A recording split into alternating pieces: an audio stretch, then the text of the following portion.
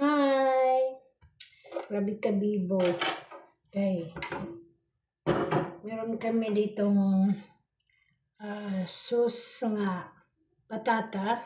Hindi niyo ba nakikita? Ayan, ayan. Patata yan, patata laham.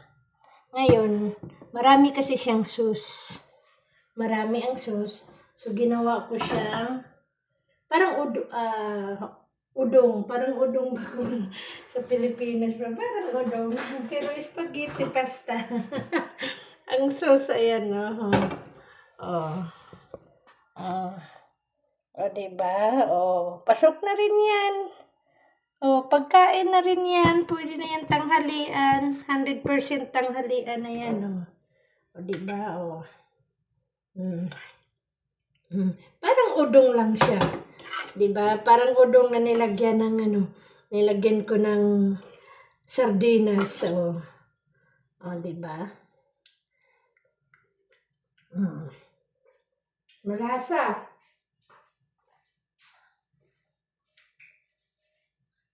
Kasi, sayang yung sus. Sayang talaga yung sus kung itatapon.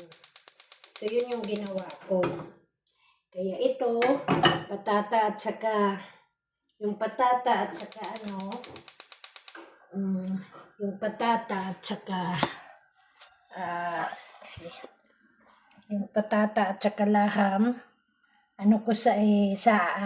kay Sisi. Sa tanghalian ngayon ni Sisi with rice. Okay? So, yun yung lifestyle ko pag marami ang sus. Kasi nga, tamad na akong gumawa ng parang sa sarili ko. Nagagawa pa ako ng sus. Mainam na yung kasi para tapos na. Hindi na siya kailangan hindi na kailangan mamroblema pa. So, anuhan ko si Sisi ng... dali na, sit down, no? Nagbe-video lang ako, hindi naman live. I just make video. Dali na, mag-sit down ka, Her. Kasi nag-sleep pa si Coco. So, yun yung ginagawa ko. Rice, tapos lagyan ko siya ng patata, sauce. Tapos yung pasta na ginamit ko yung sayang, basta manghinayang kasi ako na itatapon siya maganda naman at saka malasa ang pagkagawa ng sauce. Sabaw, kumbaga sabaw. Maganda kaya, diba? Nilagyan ko na lang dito sa kay Coco. Kay Sisi. Kay Coco naman. Tapos yung laham, na ko sa kanya. Tapos ang patata.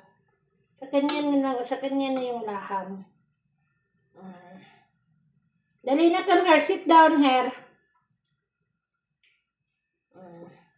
Tapos inano ko yung patata.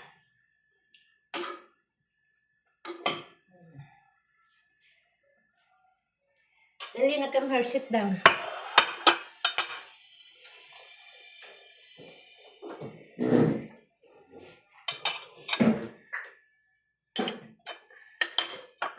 Ito yung lunch. Lunch piniprepare ko para sa kanya, di ba? Tapos yun, pwede ko yan i-transfer ko yan dito.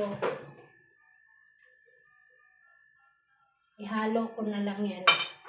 Para, pwede rin yan, pwedeng, pwedeng, ko sa kanin, at saka sa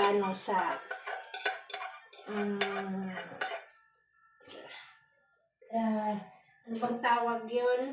Yung bread.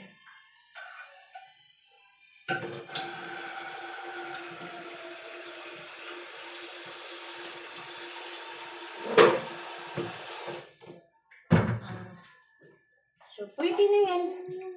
Diba? Okay, sa masayang. Sayang talaga pag itatapon lang yung sus. Kaya pwede na.